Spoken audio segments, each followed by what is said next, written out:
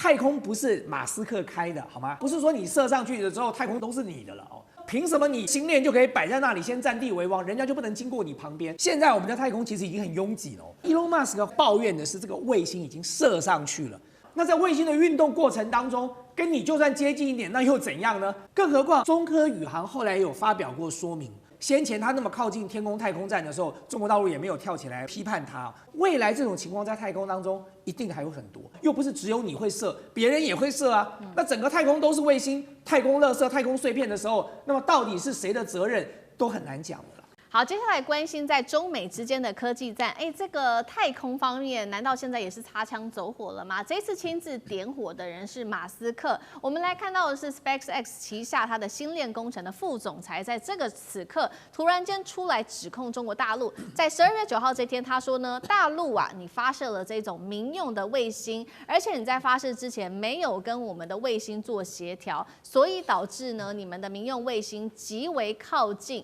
美国方面的这个星链卫星系统，最近距离他形容甚至只有200公尺，他认为这个叫做死亡距离，随时可能变成碎片的一个死亡距离。那这一次 SpaceX 特别点名到的大陆的公司，其实就是这一间，我们要来看到的是中科宇航这间公司哦。那它是由利剑1号火箭呢，当时它一次是发射了大概有送上了9颗的卫星，其中特别关注到这一枚的卫星跟星链卫星当时是擦肩而过的，在560公里的轨道高度跟星链卫星擦肩而过。好，这是来自于美方对中国大陆的指控。当然了，大陆听到这样的指控之后，他也回呛了回去。对于美方，他说呢，你过去还不是一样，星链曾经多次的接近大陆的空间站，那么对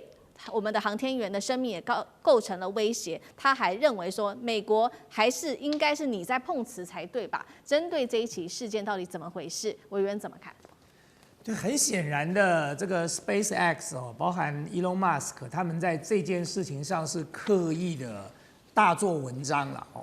那么为什么我要这样讲呢？太空虽然很大，但是也没大到可以摆这么多东西在里头。现在我们的太空其实已经很拥挤了哦。就大家以为现在太空最多的是卫星吗？不是，太空现在最多的是太空垃圾、太空碎片，最多哦，数量远远超过卫星。那你回过头来看，太空已经相当拥挤的情况之下 ，SpaceX 它当时的计划是什么？它计划要射上去12000颗卫星，做它的星链计划，然后从12000颗，最后要拓展到42000颗。现在已经射上去大概将近7、8千颗了。所以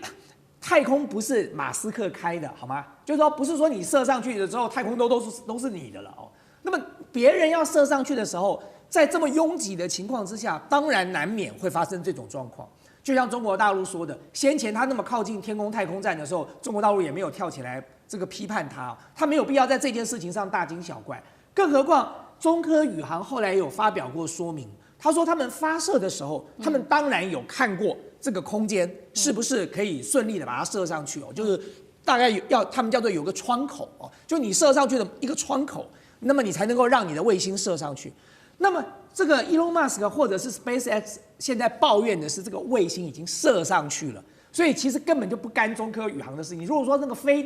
它那个火箭经过了你的这个星链，你还说得通，人家已经把火箭射上去，把那个卫星都已经布在这个轨道上了。那在卫星的运动过程当中，跟你就算接近一点，那又怎样呢？我说过太空很挤就是说凭什么你这个星链就可以摆在那里，先占地为王，人家就不能经过你旁边？而且另外还有一点哦，就是大家知道星链的这个卫星的设计哦，其实是它有一个很奇怪的操作模式哦，因为它的这个轨道哦会逐渐的越来越接近地球，所以呢它3不5时呢它就要调整。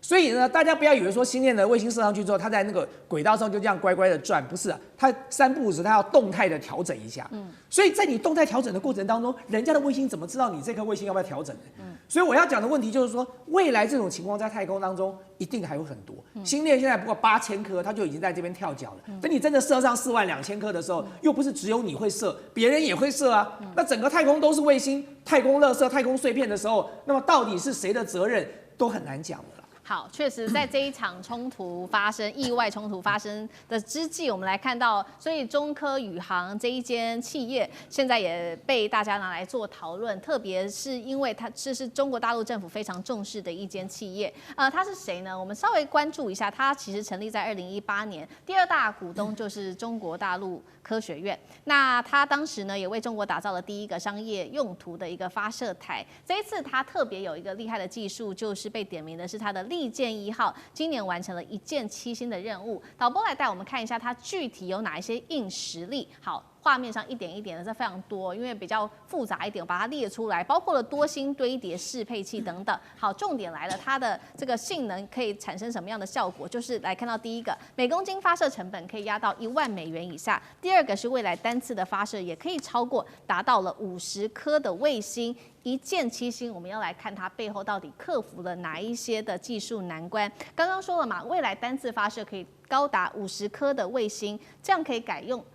改变整个商用市场，重新改写嘛？将军怎么看？未来当然所谓低空轨道的经济是现在各国有太空能力的人都在争取，因为在太空中的卫星它可以做很多工作，除了军事上的任务之外是在商业上面来讲，譬如说气象通讯卫星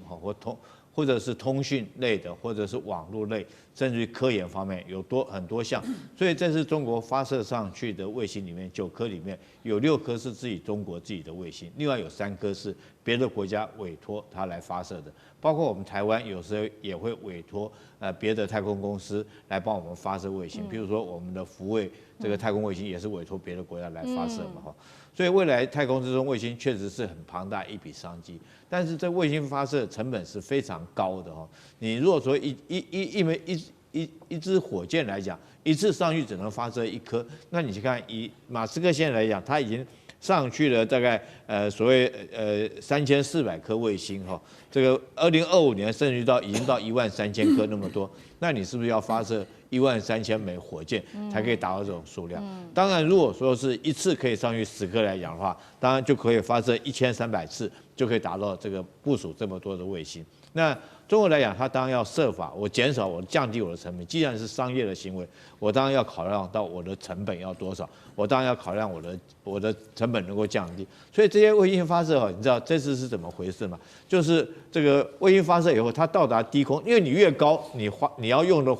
火箭的燃料会越多，所以它大概到太空以后它就这支火箭就回来了，然后里面这些卫星自己就会升到它自己所望的高度去。它用什么方式？用电的力量将它升到它所望的轨道那个位置所以这颗火箭它已经回来48小时了。那你到底说你美国的卫星在经过是谁的错？那一定是美国的错嘛，这毋庸置疑的。那为了降低成本，当然大家就各自想办法。美国的猎鹰9号，它用什么方法呢？就是回收这火箭发射上去以后，我回收回来，我下次还可以再发射再用那中国用了什么？就是这个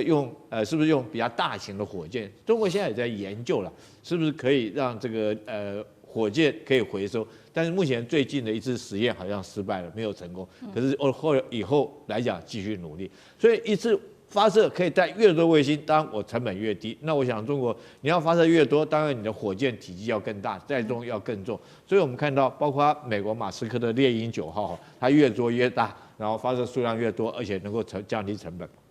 所以我认为这次这个发生这种意外，我认为责任在猎鹰公司了，因为人家已经上去48个小时，你在经过，那么多的卫星，以后怎么避免碰撞呢？地面上面避免碰撞就用红绿灯嘛，对不对？车子互相装红绿灯。那太空之中飞机互相避免碰撞，发生碰撞危机是用什么？用航管那当然以后太空之中这些卫星是不是也要有类似这种机制？我觉得必然会要做到的。各个国家在太空的卫星，你要升轨或降轨然后一定要有一个管制的措施，不然的话，万一发生碰撞，对每一个人来讲的话，如果撞到太空站，当然会对太空人造成生命的危害。那撞到卫星来讲的话，也对整个成本消耗会很大。所以是不是要研究将来有一个太空的航管的一个机制在运行？好，我们现在看到目前这个是在中科宇航他们的目标哦，刚刚特别提到就是要降低它的卫星发射的成本，这是第一个。那第二个，它现在另外还宣布另外一个目标，就是它要投入在太空旅游上面，而且还要把这个太空旅游，第二个要让它完全的商用化。它计划2028年就可以正式载人太空边缘的旅游，那2027年哦，2年后它预估就可以立刻展示首次的飞行规格，它更是列出来说。它要类似 SpaceX， 我们也看到它的规格哦。请导播帮我们看到 CG 列出来。他也说呢，每一次7名乘客飞行10分钟，穿越100公里卡门线，体验3分钟，价格门票是200到300万元人民币。干哥怎么看？好，我跟你讲，这个是大胆的计划，中科宇航。但是我跟你讲，它跟马斯克不一样啊，对不对？为什么？因为它是国家的股份在里面，所以我认为他说明年开始要太空飞机要升空，然后后年。开始载人了，为什么？针对富豪卖票了。我告诉各位，这个它的前驱叫做维珍航空，大家知道吗？维珍航空的太空飞机，它是因为是英国富豪布兰森，他在10几年前就已经，他现在已经卖了800张票了。他一张票是大概25万美金，后来比较贵，变50万美金了。那他现在中科宇航是准备明年就开始卖票了。好，接下来我们要来关心的是中美的太空竞赛是胜负已定吗？现在我们来看到的是大陆现在有了天宫，还有这个 AI 悟空，还披上了这个防弹衣。中国太空人大啖牛排怎么一回事？等一下我们都会一起的来做关心。好，这一场看不到烟消的战场就是太空竞赛。好，赶快来看到的是最新消息，刚完成创举的是神舟20号，疑似呢却遭到了太空碎片的撞击，因此呢推迟。返回哦，也凸显了太空垃圾的问题，现在确实已经越来越严重了。但是呢，大陆早就已经料到这一天了，所以我们可以看到，它在9月底的时候就把它的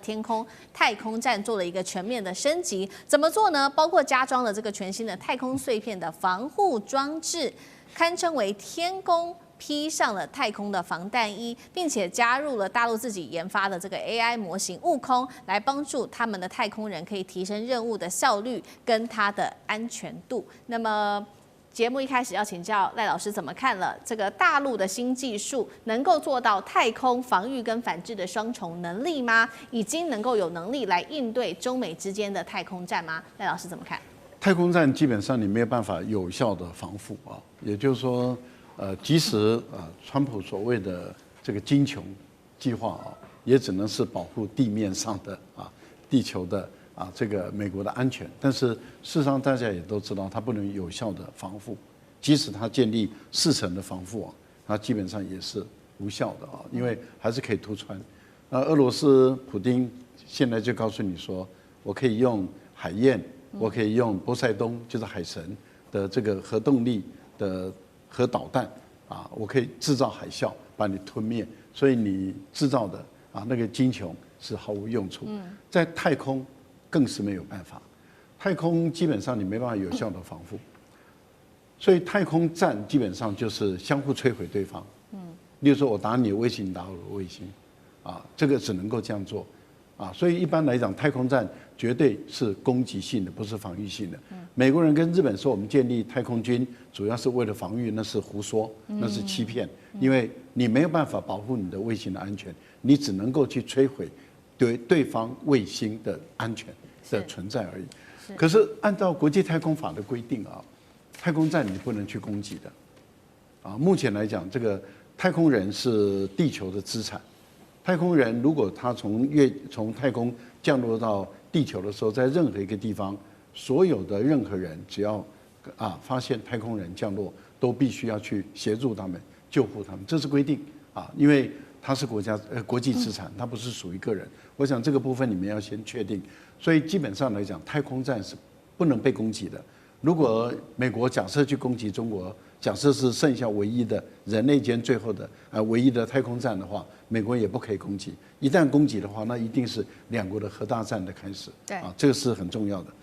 那现在的最大的一个困扰是在哪里？是太空垃圾的问题。太空垃圾过去日本曾经有想过用垃圾网来去捕捞，也就是说在卫星里面发出那个垃圾网，去把垃圾捕捞回收，然后再送回地球的时候，让它在大气层被燃烧完成啊，这是一种方式。因为太空垃圾已经对于很多卫星构成了很多的威胁，也就是说，例如说很多卫星它的动能是靠的太阳能板，而卫星本身被这个太空垃圾炸到的话，撞击到的话，它很有可能会失能。还有很多的卫星，它会，例如说有些国家的卫星做的品质比它差，它在太空一段时间以后，它会自己解体，就制造成为太空垃圾。有的是它的动力失去了，它往下坠落的过程中，它就慢慢的就解体了啊。所以有各种各样的太空垃圾。那现在人类间还没有办法定出一个有关于太空垃圾的管制办法跟回收办法。有的中国大陆前段时间也曾经尝试用机器手背去夹垃圾，啊，因为也就是说在太空漂浮的垃圾中，我是不是用机器手背把你夹起来，然后把你回收送回地球，然后在大气层的过程中都把它燃烧掉。目前来看的话，这个大陆对于太空的研究跟了解确实进步的速度非常快，是，这也就是让美国压力很大的原因。是，好，太空垃圾的问题还在寻求这个解决的方案当中，但另外一方面刚刚提到了嘛，国际法规定是不能太空站进行攻击行动的，但是我们来看到美国这个时候却在加速的它的是太空军事化。美国媒体自己揭露的，他说呢，美军的太空司令部即将部署2款全新的太空武器，包括了这2款叫做第一个牧场，第二个叫做远端模组终端机，目的就是要中断，然后干扰包括来自于中俄的卫星通讯，要瘫痪它的整个太空网路。连美军高层都自己承认说，确实有这件事情。那么包括了他还在说呢，指控中国自己也在演练所谓的太空空战，而美国还说，中国说的这一款太空垃圾捕捉器的民用设备，其实根本就是轨道的杀手，可以进行无声的接近，推动目标改变轨道。委员怎么看？其实现在都刚开始而已啦，哈。美国所谓部署的牧场，其实那个翻译应该翻译作草地 （Meadowlands）。它的概念是什么啦？就是我弄出一个场域，一个等于是一种电子作战。然后可以干扰在这里面我所要干扰的卫星或者太空武器，哦，它的名字叫 Meadowlands 哈，草地应该叫做 range 啊，就翻译不一样哈。牧场叫 range， 在这草地，翻草地比较正确啊。那第二个呢，它所谓远端控制啊，那当然我们了解到哈，现在的不管网络啊、通信技术都进步，要从地球上去控制太空中的一个 terminal 一个任何一个仪器。那这个仪器其实说上就是一个人造卫星，这人造卫星完全贴地面上，因为有时候人造卫星打上去的话，就是控制通讯啊，大部分都还依赖它机器自己在运作。可是要从地球上随时指挥它去攻击某一个地点变成武器化，难度还是蛮高的。那现在美国人所想的精穷是什么设计呢？就是比如俄罗斯发了一个弹道导弹的时候，只要飞出了大气层进入太空状态的时候，然后它就可以先侦查，知道它的轨道。第二个锁定你以后，就用这个所谓好听一点叫远端控制什么器，其实这是杀手卫星了。跑去怎么很快速的去撞它？是，因为太空没有空气，所以那个速度可以很快来攻击它，或者跑到那附近里面去爆炸。反正美国人这个想象很多了哈。那这些东西有没有用？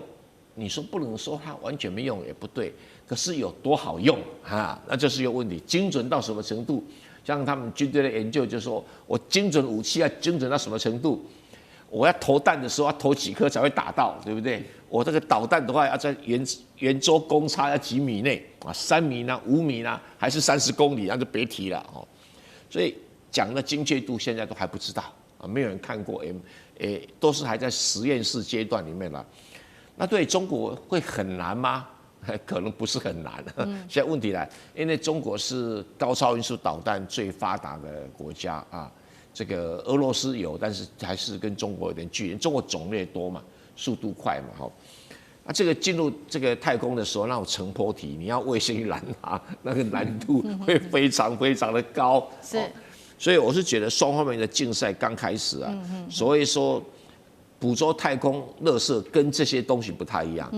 捕捉太空垃圾，当然技术档次很高，练久了以后啊，它就会变成攻击武器。可以回收你卫星。你少说回收卫了星，根本就是要拦截对方的导弹用的。你拦截那个太空垃圾的技术发展到拦截对方的导弹，那就不太一样了哈。对重点其实目标大家都想要用太空的卫星去拦截对方的导弹啊，真的是终极目标。那个高超音速导弹的速度可是比太空垃圾快很多了，快很多。不过这是目标，那这个整个中美在这方面技术竞赛刚开始而已哈。好，这一场技术竞赛，我们要另外一方面持续看到这个是比较有趣的一个反差哦，是中国的神舟21号太空人，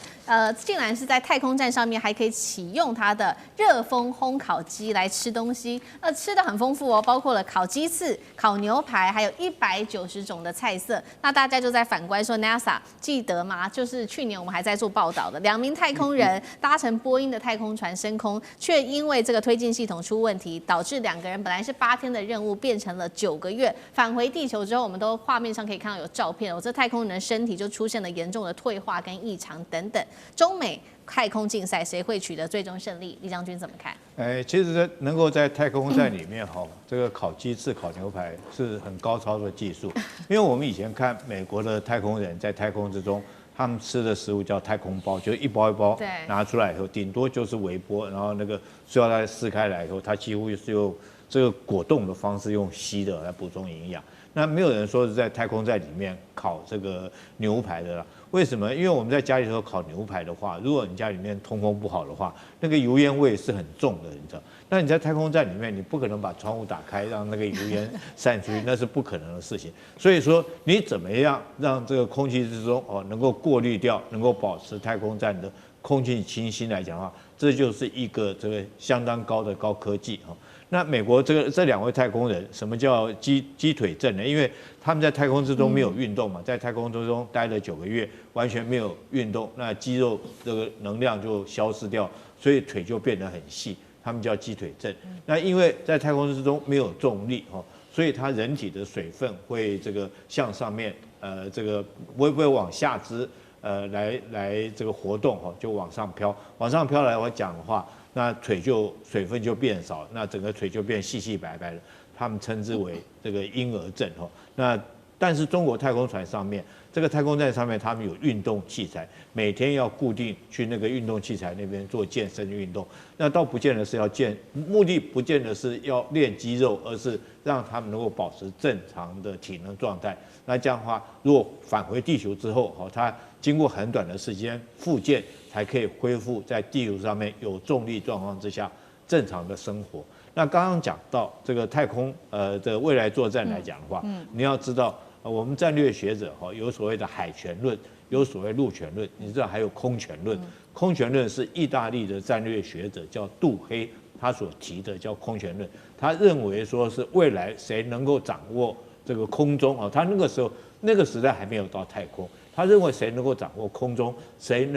就能够掌握世界的优势那现在来讲，不只是空中，甚至于发展到太空。好，我们节目一开始的这个热门话题呢，还是必须是这2天大家讨论度最高的，受到了全球关注，刚刚落幕的这个中国大陆的93阅兵了。可以说这一次的排场跟面子之大呢，可以是震撼了全球我们根据这个中国国家广电总局他们统计，电视跟网络的收看人口高达了23.5亿人收看。当中呢，也不乏一些这个全球政坛的大咖，像是远在美国的川普总统，他也是这个数字里面其中之一他这次也称赞这一次中国的93阅兵办得很好，是一场美丽的典礼。他用这个 beautiful ceremony 来描述并且在看完之后呢，他立刻就向美国的国防部长赫格塞斯向他说呢，中国现在这个阅兵办得这么大，武器这么厉害，要求五角大厦要重建军队，然后恢复对中国还有俄罗斯的这个威慑力所以美国的立场很明显了，可以说是一手送花夸赞你，另一手要拿刀，我要防御你，我要这个震慑你这样的感觉。那美国的太平洋空军司令这个施耐德呢，他更是说，美军看到这一次解放军端出来的阵容也是毫不畏惧因为我们有什么？我们有 B-21逆中轰炸机，还有 F-47第6代战机等等这些2张王牌来反攻这个解放军。好， B2家族哦，在今年有很多动作，它的厉害之处大家都知道。但是忽然端出这个 F-47这个第6代战机，大家就很好奇了，因为目前的公开资料对于这架新式战机都很神秘啊。那在看完了93阅兵之后，竟然端出来讲，我想先问一下厉将军，美军的这个第6代战机真的是可以拿出来跟解放军抗衡吗？我先讲哈，这次93阅兵哈，确实给美国很大的一个威慑跟震撼哈。从2件事情可以看出来，第一个，我相信川普在之前预演的时候，他们就已经在收集相关的情资哈，来作为他尔后的应对的方式。但是当川普看到那些在夜间展出来、预演展出来的装备来讲的话，我觉得川普有被震撼到，而且他也看到这个预演部队的踢的正步来讲的话，我想对他感触是很深的。所以那个时候在93之前，他就要求了2件事情。第一件事情就是美国国防部要改成战争部，这个很明显的，是不是因为看了解放军的阅兵之后，他觉得说我这个国防部这个名称太过于保守，我不能只保卫我自己国家，必须要对全球继续有军事威慑的力量，所以他要求说是改成这个战争部，我觉得第一个他的反应，第二个他的反应更有趣哈，他要求什么呢？他说我们在6月14号陆军办那次阅兵，跟这个解放军比起来，那差太多了，气势输给人家，所以叫海军说秋季的时候再办一次海军的阅兵。我相信从川普这个2件事情的反应，我觉得就可以代表说美国的那种心态已经昭然若揭了。当然这次来讲的话包括到这个美国太平洋这个空军司令这施耐德讲这种话。那 B-21跟 F-47我跟各位介绍 ，B-21在什么时候？它是2023年的时候有试飞确实有飞起来，但它只拍了1次它的试飞镜头之后，就没有第2次的试飞就紧接着在2023年年底的时候试飞，2024年它就宣布量产。那当然那时候很多军事的专家就觉得说，这根本就是这个不可能的事情嘛，你才刚试飞，你还没有验证，要不要做修改或干嘛，都还有很多工程要做。那你怎么就突然交给人家做量产的呢？那我觉得说是这为什么美军那么急着量产 B-21逆中轰炸机？我觉得也是有感于中国军工的威力速度越来越快，它再不赶快生产来讲的话，它将会赶不上。果不其然，我们在这个2024年年底的时候，我们就看到解放军展示出来它的6代机包括到这个号称歼轰36，还有歼50等6代机都已经出来了。那当然对美军来讲，他可能事先获得这个情报，所以他才急着将 B-21量产。但是我觉得还有第2个原因，我觉得因为美国自己通货膨胀的关系他那时候不赶快下单。那如果说等到都试飞都完成了，都已经成熟的机型再去量产的话，那时候价位可能更高。所以他美国国防预算在这个捉襟见肘的状况之下，所以他尽快下单。那我们从其中也看得出来这个美军在这武器方面来讲，确实是在积极的想要追赶中国，可是可不可以追赶得上，我们真的要打上一个问号。那 F-47更是笑话一则了。我觉得别人讲就算了如果说是一个军事评论家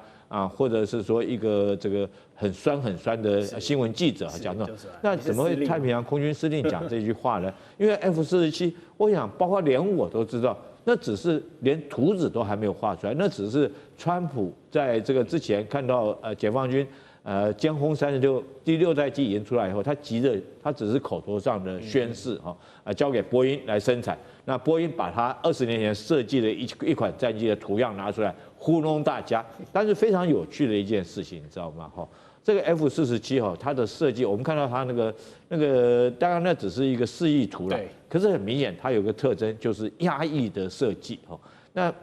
这个压抑设计，美国以前一直在嘲笑中国，说你看你那个歼20是压抑设计，那个是败笔你就是因为发动机的推力不强，你必须要用压抑来做补助，那个压抑设计就会丧失你的隐身性，因为你在前面那个压抑变换角度，可能雷达的反射截面积会更大。可是这次这个美国自己他 F-47，大家是说因为川普是第47任总统。那他推出来的那个示意图，我们看到 F-47就是压抑的设计。那你是不是反过来这个学中国的这个战机的那种示意图？这个以前都说中国抄他们的，那这次很明显的变成你美国抄中国的。可是不管怎么样，我们看到不管是川普讲的话或者是施耐德讲这种话，我们就可以得到一个结论，就中国这次在阅兵所展示出来的武器，包括战略级的洲际导弹，包括战术级的对舰攻击导弹啊，还有空中的战机，还有可能我认为说是福建舰啊即将成军哈，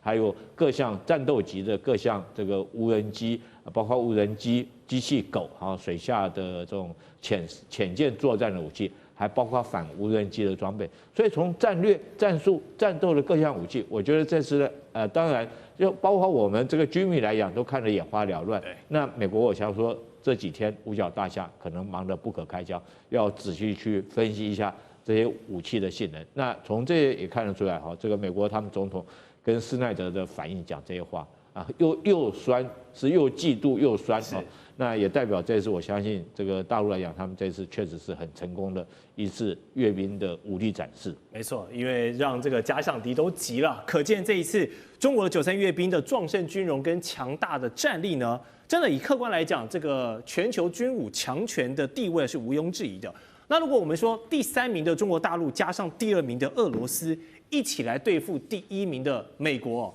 哇，那真的就非常紧张了。美军还可以一派轻松吗？我想应该是很难，不然高层们也不会那么的酸了。所以，川普看完阅兵之后，立刻要求要恢复对中俄的威慑力啊。不过，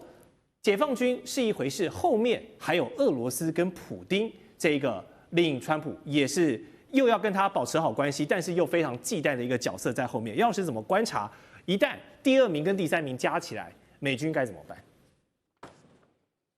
其实。你讲中国大陆是第3名，现在已经不一定了，也不一定。在93阅兵之后，其实它展现的，光是在战略核武的核主层面呢，我觉得其实中国现在跟俄罗斯已经不相上下，跟美国你说相去多远呢？大概就是在水面下的战略核子动力潜舰，数量上，美国有将近18艘到20艘。Ohio 级的，就是核子动力战略潜舰。那中国大陆就是6艘094，不过现在他们在准备096要出世，所以你看到巨浪3的这个呈现，其实已经就某种程度平衡过来，而加上水面下的无人动力的武器，这个潜舰它的攻击力，这个我想应该有相当的威慑力。所以美军到底在有没有什么方式啊，可以？恢复对中国大陆跟俄罗斯的威慑力因为川普说他看了，可是呢，隔一天，华尔街日报的社论骂他，用社论骂他，也就是中国的武力阅兵是一个讯息，什么讯息？也就是他已经改变了中美之间的军力平衡，特别是太平洋的军力平衡，而川普却依然喜欢他那套外交方式，他说。《华尔街日报》说，川普你应该加注在对军事的投资。可是你看看美国的军事预算是中国大陆3倍以上啊，9000多亿美元。然后川普也在第1任的时候成立太空军，那现在他要把国防部改为战争部。可是川普显然看到这个社论，所以第2天他就对国防部长赫德塞斯说：“你要想办法增加我们的军队，展现出对中俄的威慑力。”因为一方面他对俄乌战争无法结束，他说我要接下来制裁俄罗斯，那所以呢，到底怎么样能够美军现在增加对中国大陆的威慑力？要不然他有战略重器要出来，要不然他有关键的武器，可以在军事平衡上取得优势，或者是他有极大的量，在战区取得优势，那或者是第4个，也就是他跟这个区域的这个盟邦结合成一个某种程度。相当具有代表，不是单纯防卫性，而是这种攻击性的军事联盟。虽然法律上是不允许，但是呢，这种东西出来会有一定的这种影响。我们现在战略这个重器，那哪有什么 B-21 第2架这个做出来7亿美元一架，那其实能够做多少架不知道。那当轰20出来的时候就平衡了。那 F-47当然了。当一个太空司令他应该是2星3星的上将，他讲这个话是不是代表 F-47已经有进一步的资讯？我们不知道。对。不过就一般我们外面的公开资讯是很怀疑，就像厉将军所讲的。那所以美国还有没有什么战略重器出来？其实这是有限的。但关键就刚刚我提到的，它就是在核子动力的战略潜舰数量较多。但是呢，这个如果就跟你刚刚讲，如果中国大陆跟俄罗斯加起来的话呢，就超越美国的这个数量。那它有没有关键性的武器在这个太平洋区域可以去这个影响到军力平衡？刚好相反，因为这一次的阅兵，中国大陆是展现了鹰击15、17、19、20跟21，那个21还跟东风21放在不同的方队，所以光这5项鹰击系列，如果再加上东风21的话，它对这种超高音速的这个弹道飞弹哈，其实具有相当大的这个威慑力啊。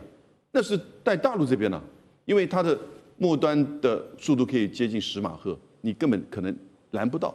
因此，美国有什么东西呢？它根本连测试都还没测试成功，哦。那还有它跟区域的结盟，可是你看到韩国也派他的国会议长到这里来，也说不太愿意驻韩美军过于灵活运用，也就是说，也可能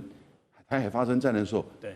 驻韩美军来协防台湾。问题这种纯假设，而且根本美国现在自己本身都否认这种可能性的时候呢，你就知道，其实这样子的一个联盟哈，我觉得是不容易的。是，因此你现在说恢复对中俄的威慑力哈，我觉得其实并不是件容易的事。但是呢，它可以恢复对委内瑞加的威慑力，那绝对没问题的。了解。好，我们接下来聊这次93阅兵里哦，解放军呢，相比美国端出了2张看起来空空的王牌哦，解放军这次展现的空中战力哦，就是真的有东西了。我们看到的歼击机哦梯队可以说是人丁希望啊，歼16D、20、20A、20S， 还有最新的逆中战机歼35A 等等。你看这个型号一字排开，多丰富。新华社就分析哦，这辆歼35呢，未来会以隐身制空能力哦，跟歼15系列的舰载机来协同配合，这样就可以赋予中国的这个航母战斗群呢，兼具隐身突防跟饱和攻击的能力哦。好，不止在空跟海方面，太空战力方面呢，红旗29现在不只是全球最强的拦截系统之一，它还号称是这个卫星的猎手，能够拦截到500公里高空位于大气层外的飞弹跟低轨卫星。好，严廷哥，你也是这个对军事非常敏感的专家。这一次共军他们展现出来的空中战力，或者是说加入了太空战力，有特别琢磨。你觉得他们想表达的一个表态是什么？我认为空中战力来看的话，它有3个特色。第一个，中程僚机，因为我们平常都只是行诸于语言，但中程僚机我们叫做歼20S，对，那这是双座，双座后面那一个就是控制中程僚机的。那这第一次实际上已经变成具体成型的一个战力。它这个可以讲说，中程僚机第一个，第二个呢就是双逆中。这个歼20出来的，歼35A 出来了，双逆中，全世界双逆中战机的只有美国跟中国大陆，那其他国家都没有。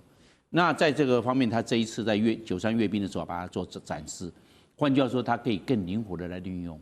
什么任务用歼20，什么时候任务用歼35A，它可以做不同的分配，换句话可以实施全域打击。第3个特色就是我们讲的全载重的舰载机，我们叫做歼15T。歼15T 的话，它弹射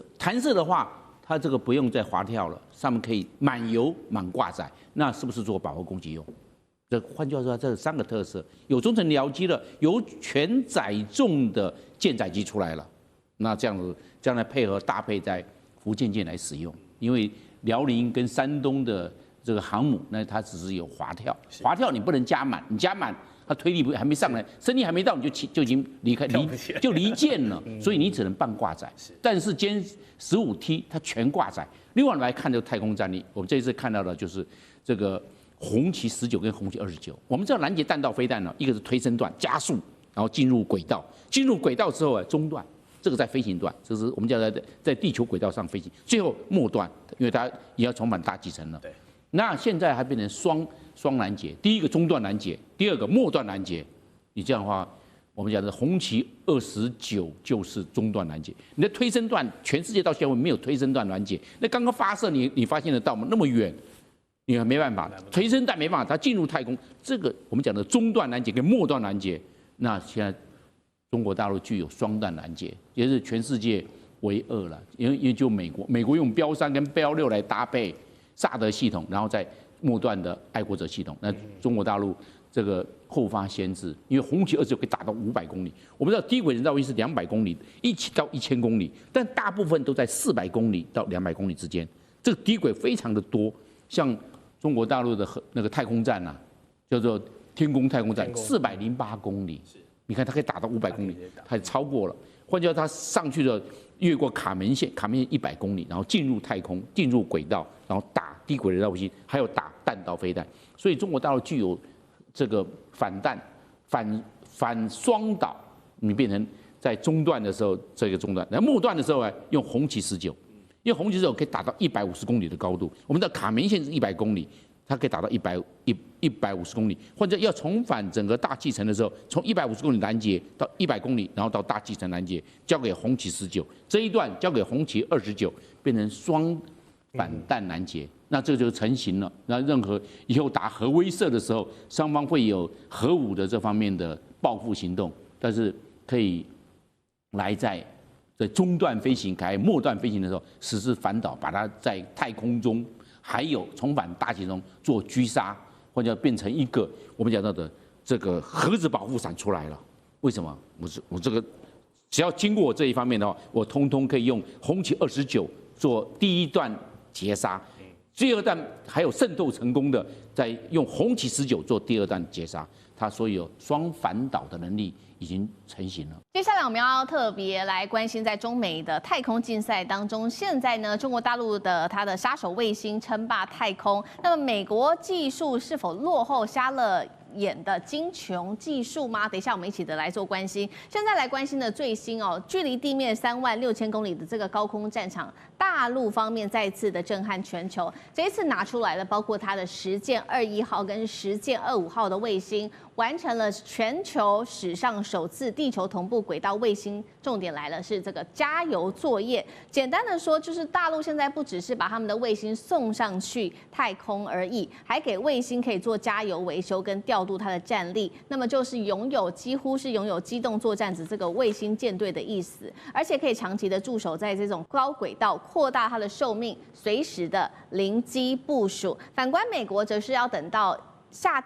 明年的夏天才会预计有第一次的卫星加油测试，落后大陆现在时间大概是1年左右，这让美国的太空军司令现在非常的着急哦，因为他们有一个计划叫做同步卫星太空状态感知计划，其实也是同样的非常需要太空加油的。那这个技术的门槛到底在哪里？为什么让美军这么的忌惮，还把它称作卫星杀手呢？华干哥怎么看？好 ，OK， 我们现在看哈，中国杀手卫星将要称霸太空是真的吗？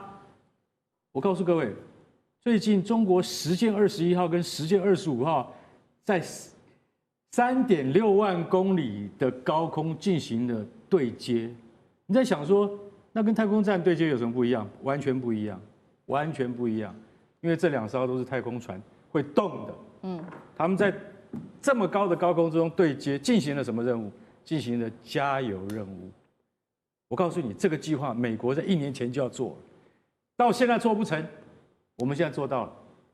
你要知道，代表2个在动的太空体，你可以在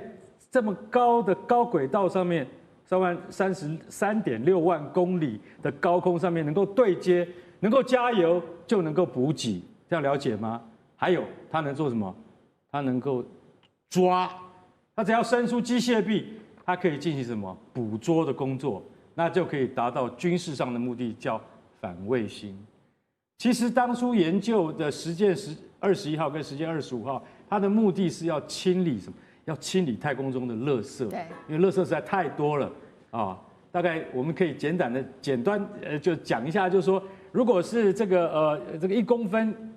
以上的这个垃圾的话，太空大概有10万件。1公分以下的垃圾有几百万件，在这种情况之下，其实像这样子的研究是希望能够把它清干净，或者是因为我举个例子嘛，北斗2号 G2 卫星已经退役20年了，那这次呢，实践21号他们的研究目的就希望把它推高到坟墓轨道上。什么叫坟墓轨道？也就是说，我们天空中现在至少有12000个卫星。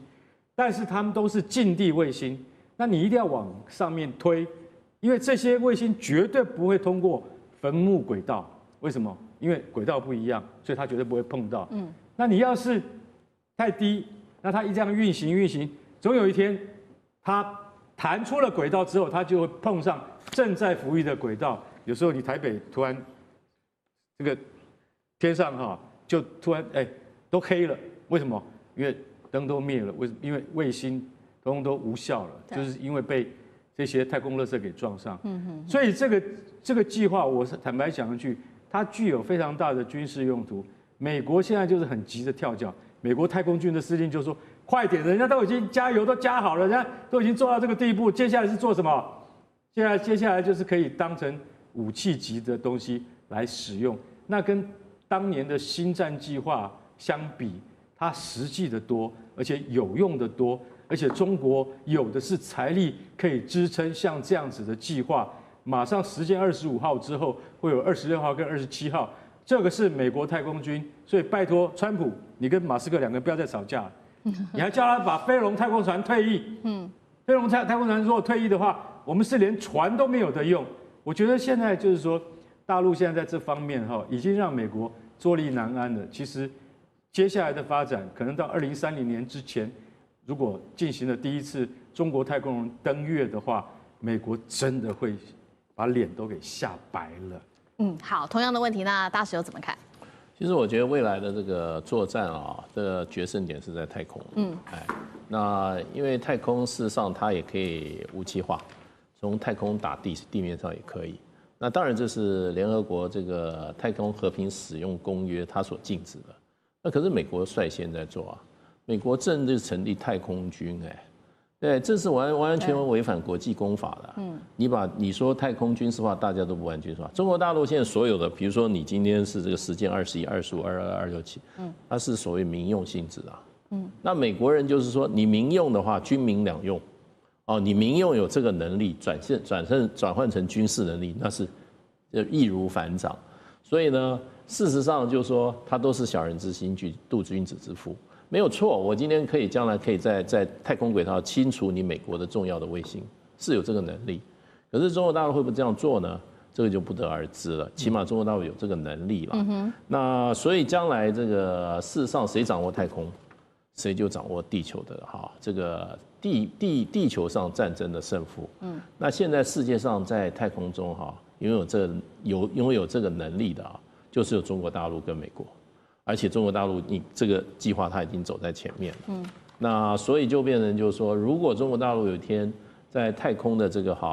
个军力超越美国的话，那美国就跟现在打贸易战一样，中国大陆拿着稀土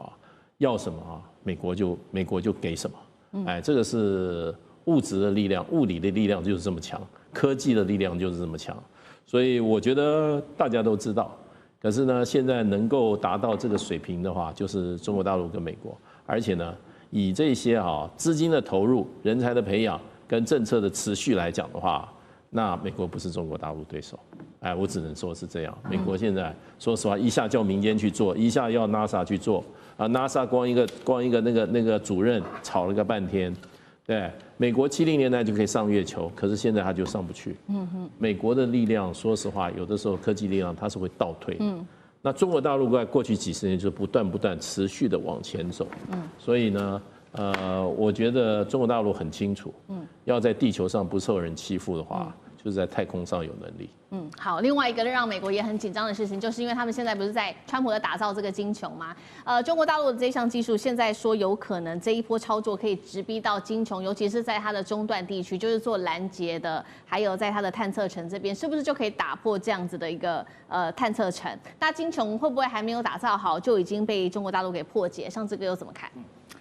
所谓这个金穹系统现在虽然有些绘声绘影的描述，可是你说究竟是来自于谁或哪一个团队的脑子，已经具体描述了所有的可能，其实没有。所以它基本上还是从过去曾经讨论过的，包括美国自己本身的所谓的这种太空防御能力的这种包括，特别是对于导弹的防御能力的部分，大家从原本好像讨论过的，而且美国国防部有兴趣在当时探索过的计划里头，在里头大家试着找出一些蛛丝马迹。所以我们首先看金球计划是这样子，我在看任何事情都先看时间跟钱啦。首先，时间是2029年开始，然后就是说做出来目标，2029年做出来，然后2035年之前能够完全就是 fully equipped， 就所谓都该装备都装备好。所以看起来它不可能是一个从零开始全新研发的系统，这是不可能的。所以它要堆叠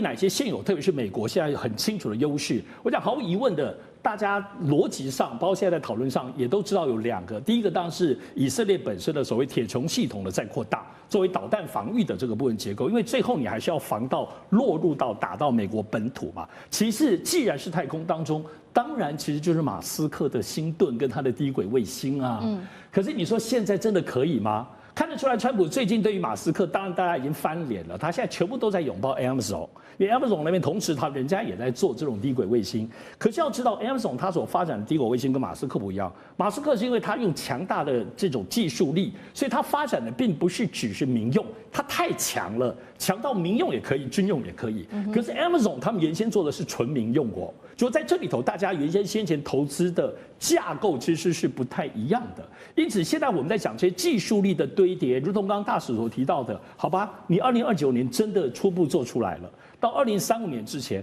以我们所了解中国大陆此刻现有的航太技术，妈呀，10年后中国大陆都不知道已经强到哪里了。可是你现在所做的是此刻2025年的需求跟规划，所以当然你会不断的修改，只是这些修改目前看起来，马斯克的星盾如果没有在这其中，你真正最厉害的东西是什么呢？地缘政治、美中之争、战略价值、强权崛起、小国生存。